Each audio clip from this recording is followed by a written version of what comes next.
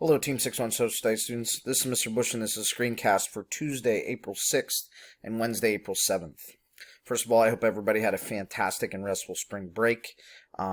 Reminder that there was no school on Monday, April 5th. So we all met live on Google Meets on Tuesday, which was April 6th. On Tuesday during our class, we discussed the two-part assignment, citizenship car assignment. Also during class today, we discussed that it's the final week of the third marking period.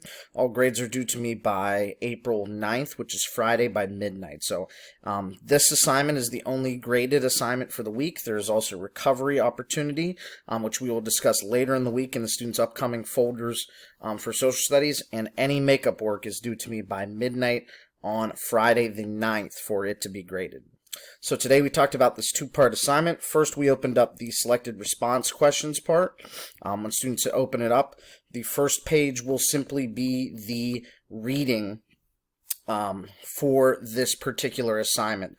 The reading is going to talk about the concept of citizenship, so how it was developed in ancient Athens and how that concept has changed over time in the final two paragraphs between the Romans and folks in the United States. So the first page of this assignment is just the reading, and students can also see that there are vocab words defined. So if you come across a word that you don't necessarily know what it means throughout the reading, chances are it is down below and defined in the vocab section.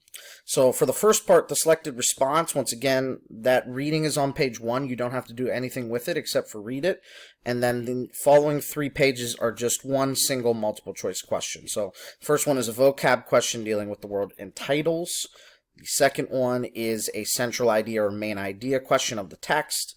And then the fourth one gives you a claim, the rules defining who is considered a citizen vary from country to country, and students will select 4 of these quotations as evidence that support this claim. So just completing these 3 multiple choice questions is the first part, and many students got that done rather quickly in class. We also read the selected the selected reading out loud. A lot of classes wanted that done, so we did it together.